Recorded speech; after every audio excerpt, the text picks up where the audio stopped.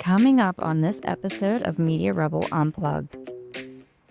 I got on the apps and I was like, oh, this is what they're talking about. It's so bad. So after, yes, Do you recommend people that you're working with? I do. I think, we make a list of what we're looking for a job or when we're looking for a house or a car. Why would we go into the most important relationship without being super intentional about what are we looking for? Tell me what it was like for you when you were going through this part of your marriage and it starts to unravel and you still have to show up every day as a professor. I had to keep my professional life together so that I could support myself and my boys.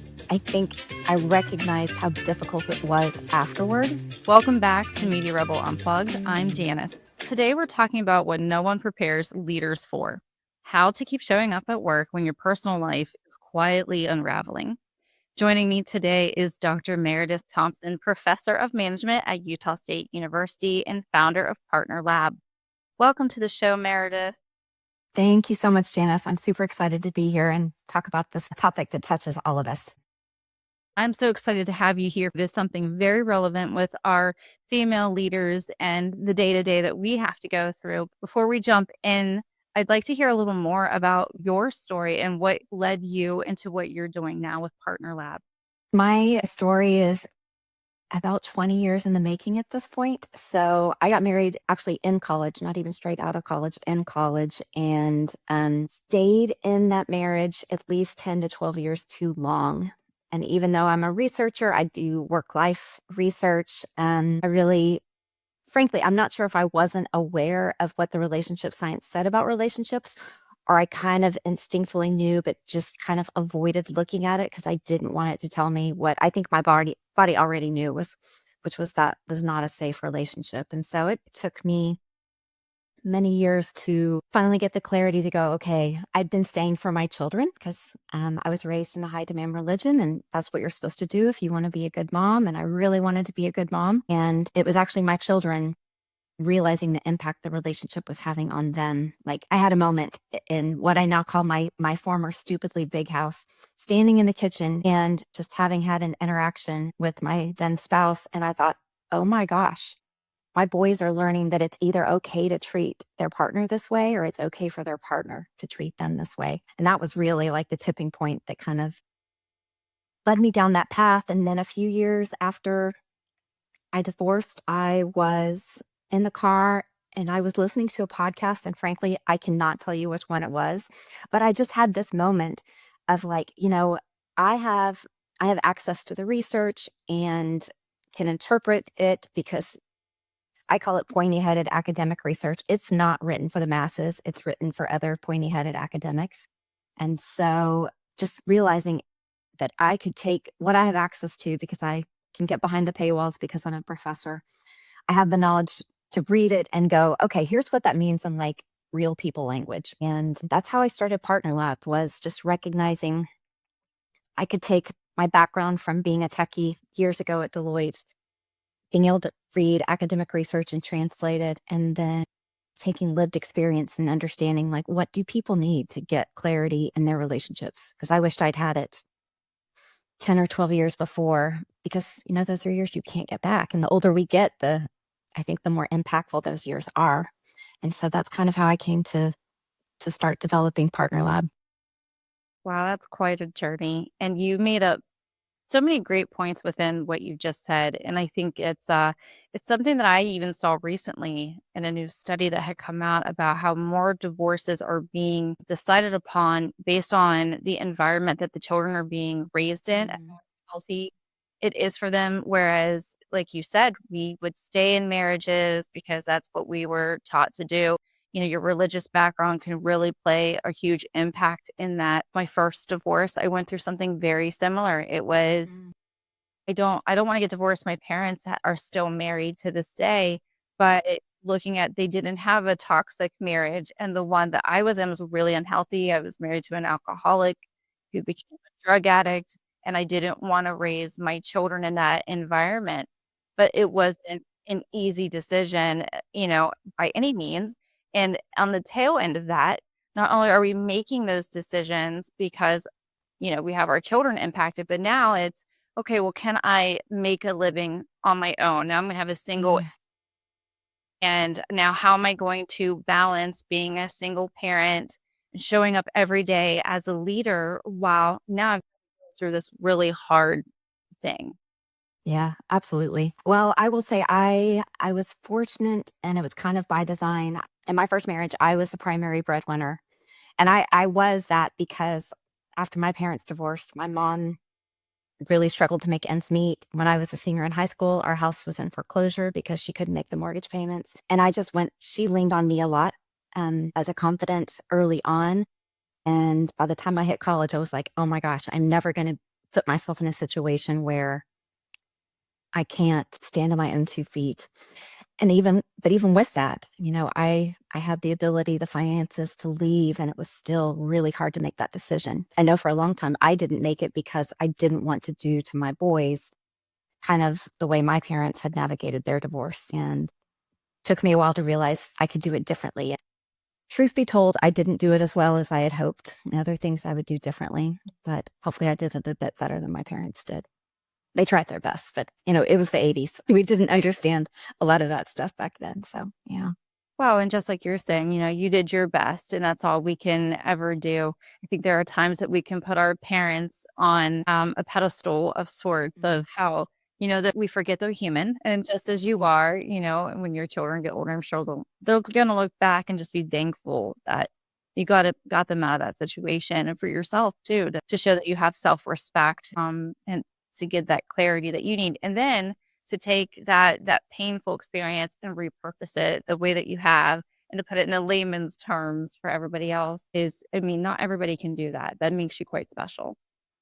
Well, I appreciate that. And I feel like it's important. It's giving what my lived experience meaning. And so that's a huge part of it. It's like, I don't want all that suffering and what I learned and how much I've grown and changed my life to be just for me. Yeah, the thought of getting to spread the information and outcomes far and wide just delights me to no end. That's wonderful. Tell me what it was like for you when you were going through this part of your marriage and it starts to unravel and you still have to show up every day as a professor. What was that like going through that experience? I don't think I realized what it was like when I was going through it because I knew in part I had to keep my professional life together so that I could support myself and my boys. I think I recognized how difficult it was afterward because like there were a few days after my spouse at the time moved out of the house and I was sitting at a red light in my car and I realized I could breathe like fully, and I hadn't done that in years and years and years because just the pressure, the weight of the relationship and everything was off. So yes, figuring out, like looking back, I can see how stressful it was. I think also for me, work was a welcome distraction. Like when I was going through the thick of the divorce process with a colleague, I wrote the most high prestige journal article that I've written in my career with a colleague. But it was like a place to kind of pour that energy and just to give my brain a break from what was going on. So hard to put one foot in front of the other. My ex-spouse and I still work in the same department at the university. And so that, all that kind of continues on. I saw work as a way to give my brain a break from everything else that was going on. That's a very good point because work can become a distraction for you. And a lot of women do that. We just dive in Mm. and do everything fully, fully focused on this thing over here. This project makes me feel so much better because then I'm not sitting here and focusing on the pain of what's going through. I believe that we need to sit sometimes with that Mhm. pain and the discomfort to truly come through it and heal through that. I agree. Yes, in the months leading up to me finally making that decision, there's a canyon near where we lived that is very windy. It goes up mountains. It is stunningly beautiful. And I, a number of times, would get in my car and roll the windows down and drive up that canyon with music blaring and just think and decompress. Yeah, music can be very healing. Taking a drive, just getting out, fresh air, just kind of seeing like all the other pieces of life, I feel like can be just a therapeutic experience. I think too, for a lot of people, being outside or in nature helps because it helps your brain kind of remember that the world is just unbelievably expansive. There are many opportunities out there, and that I think it gave me hope. Life is going to get better, and I would have lots more opportunities to drive that road all by myself whenever I wanted, after the divorce. And you kind of, you get, I got my freedom back. I feel like that's what divorce was. I got my peace and freedom back. That sounds like you never had it. I mean, to get married in college, you never really had that if you're helping your mother. And then you go to college, you get like that little taste, probably just a short time of freedom. And then all of a sudden you're in the Mhm. relationship that probably seems really good. And we can go into relationships not realizing how we're looking for comfort and support. Mm. And it's really not that. Yeah, no, that's the other thing I did not realize when I was in it. 'Cause, these unhealthy relationships tend to be a slippery slope. Like if they treat us badly on a first date, we're like, hard pass. Yeah. That's something I didn't realize until I was out of it. And that actually became my mantra to myself, and sometimes still is, like when I'm going through a rough time, Hmm. with business or with something else. It's like I would tell myself, peace and freedom, peace and freedom. That's what I was working towards. Yeah. And yeah, it took me several years. My first spouse and I, we dated in high school. So we were high school sweethearts. And I didn't realize until several years out that, I do what now we know is quite common is we gravitate towards the familiar or to certainty. And in many ways, the first time I married my mother, trying to like heal dysfunctional dynamics, trauma, whatever you want to call it. So 43 years old, I really had the opportunity to figure out who I was and what I wanted. And that stupidly big house that I lived in when I got divorced, I don't value that anymore. Like the peace and freedom is so much more important. Travel is so much more important. Yeah. So it's really getting divorced, at least for me, helped clarify what my values were and what was really important and what was just for show. Yeah, it's not always the monetary gain and the things around you. Like you said, you can't put a price on freedom. And Mhm. your state of mind is just there's absolutely no amount of money to put on that. But also you don't really see when you're in situations. I myself have had toxic relationships. Actually, I just wrote a book about my experience that I had gone through as a survivor of domestic violence. And a lot of people will say, "But didn't he show sign?" And it's funny how often I get asked that question. It's like, sure, Mm. he did show signs, but I didn't see them. If it's the first date, of course, if there's a red flag, we're out, but that's not usually how toxic relationships begin. They start off with the you look wonderful and perfect and everything is great and they have the right responses. And then there's those little yellow flags like that people call that get put in. But normally it's once you're really tied and stuck in. So for me, it was once I moved into his house, Mm. everything then was flipped upside down. But everybody's experience is different. Absolutely. Absolutely. And I do think for a lot of people it is that slippery slope or slowly boiling a frog. When I got out of I didn't recognize I was in a relationship with super unhealthy dynamics until I was out of it and then look back and there was like so many things that happened. Like I made most of the money, but I did not control it. And Mhm. so it wasn't until after I got divorced that I like got to figure out my own budget and frankly did not have a lot of self-trust at that point in that. It was something I really had to grow. So when you were finally free, what did it take for you to be brave enough to get into the dating pool again? And I love how I think you basically said you made your partner in a lab, essentially. Did. Tell I me about did. that. I did. Frankly, it didn't take me very long. I cried for I think pretty much every day for a year before I finally called my first marriage quits. And so I grieved a lot and I'd been in therapy a lot and um, worked on a lot of things that would make me better prepared to choose a new partner. And I hadn't dated since high school. I was excited to kind of do it and see what it was like. And then I got on the apps and I was like, oh, this is what they're talking about. It's so So bad. after a few first dates that were like, no, I recognized I was like, okay, Meredith, what are you looking for? Like at first, I think I was just looking, it was interesting. It was novel. It was exciting because it was new and different. And then I started a list on my phone that still lives there to this day of, I think, like 19 or 20 things I was looking for. And it was things like, can take responsibility or be accountable for his part in a conflict, knows who he is, and holds on to that sense of self. So it wasn't, a while back, there was the commentary about, women wanted a guy 6'5", blue eyes, finance bro, whatever. There wasn't anything on there that was, I guess, tangible. It was much more about who he was. And after a date, I'd go back to my list and go, okay, what do I think? And I really do think I made this partner in a lab. Actually, after we started dating, I added at least one or two more items to that list in case I needed that list again. So we learned later that we each treated dating like a research project. And so I think that really helped us. It sounds nerdy, it sounds unromantic, but dang it, it's just like I actually ended up paying alimony in my divorce because I made more and it was easier, probably cheaper to pay alimony than go to court and fight it. And after I started dating and met my now partner, I was like, my gosh, I would have spent 10 grand a month to get out of that relationship so that I could be in this one. And so, yeah, it's invaluable, and it just takes some courage, to get to know someone again after you've been in a really unhealthy relationship. But my partner makes it easy. I don't think there's anything wrong with creating a list of the partner that you want. In fact, I think that helps us hold ourselves accountable and not Yes. accepting things that, and we as women are so guilty of this. But they might become this version.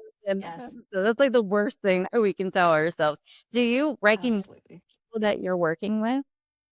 I do. I think, we make a list of what we're looking for a job or when we're looking for a house or a car. We have our list of like what we're looking for. Why in the world would we go into the most important relationship in our lives, the thing in our lives that has the biggest ripple effect, whether it's positive or negative, without thinking very critically and being super intentional about what are we looking for?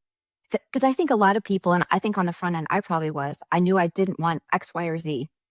I didn't want somebody who raised their voice at me or undermined or, all these things. But then like what we focus on is tends to be what we gravitate towards too. And I will say there's one person I dated for a very short period of time that was again me kind of navigating towards the familiar.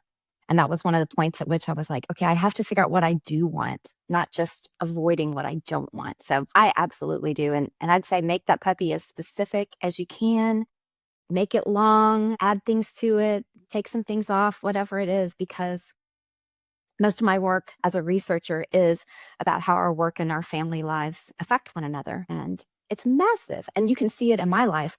My career has like taken off since my divorce. I did a TEDx talk, I started a coaching business, and now I started Partner Lab. And so we're not just making a decision about one certain area of our life. It has a ripple effect and an effect even on our physical health. We're in a bad relationship, it literally takes time off our lives.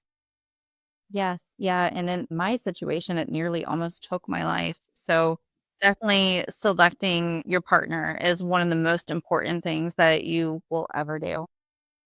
Absolutely. Yes. So, yes, I'm a huge fan of making a list. Love that. For sure. I was on your website for a little bit and I would love for you to tell other people about what is available on there because I feel like you have some really amazing assessments that they can start with and workbooks. So when somebody is going, and you can tell me the site in a minute because I know it's some, I don't want to mess this up. Sure. But No worries. but when they go onto the site, what should be the first thing that they start with? I would start with what we call the Clarity 360. And so it is a deep dive into 24 relationship factors that are super indicative or predictive of relationship health and happiness. I will say I am so stoked because later this week we will launch what we're calling our Stay Go assessment. So half of our users reach out and they're like, what I really want to know is, should I stay in this relationship or should I end it? So we've been furiously working to take relationship science and build a tool that gives them a very clear recommendation about whether they stay in the relationship, whether it's time to end the relationship, or whether there's some things that maybe could be worked on in the relationship to make it better. And there's a third option of stay with conditions, but getting very specific about what are those conditions. And there should be a time frame on them. Like I think so many people, and maybe especially women, stay in relationships.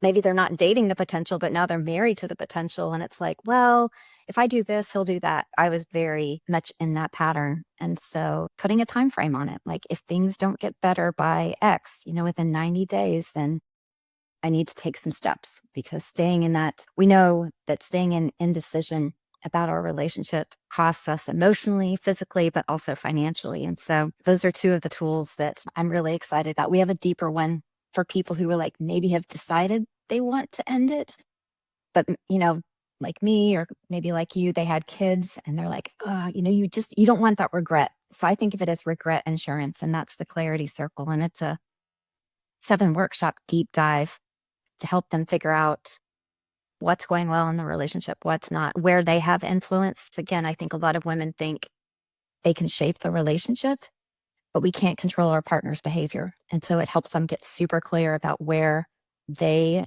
can influence things and where they don't have influence. So letting that go. So yes, we're super excited to offer the Stay Go assessment. That'll be out shortly. That's awesome. I know several people off the top of my head right now who could benefit from taking that assessment, as I'm sure many others listening do.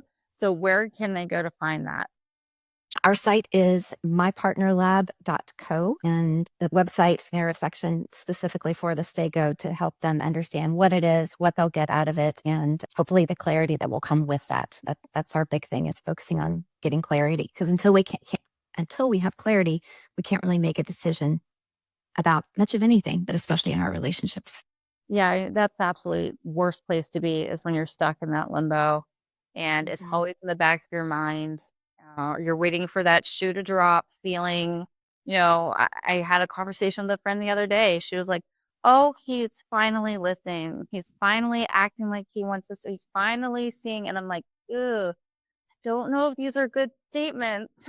Yes, yes. Well, and sometimes it'll change for a little bit, but that we're looking for the lasting change. And that's one of the things we emphasize in the Stay With conditions, and the resources that we provide with it, is you're looking for change, but you're looking for lasting change, not change that just lasts a couple of weeks or something. Yeah, because as you said, there's no freedom in that. You can't relax. Your shoulders aren't dropping. You're carrying Mhm. around that weight with you. Absolutely. Absolutely. I think what you're doing is amazing, and I hope that somebody listening today finds value in it and will share it with a friend or a family member. We build tools that we wish we had had. Absolutely. Yeah. That's awesome. Aside from your site, where else can people learn information with you if they want to connect with you directly? LinkedIn. I've also got a professional website that's more focused on my work as a negotiation professor, and that's at merediththompson.com. Awesome. We're going to include that information in our notes for our listeners that are tuning in today. And I just want to thank you so much for being on here. Thank you. Right back at you, Janice. I appreciate it. Thank you so much. Thank you to everybody that is listening today. If you found value in what you just heard, please share it with a friend and don't forget to subscribe. And we'll see you next time.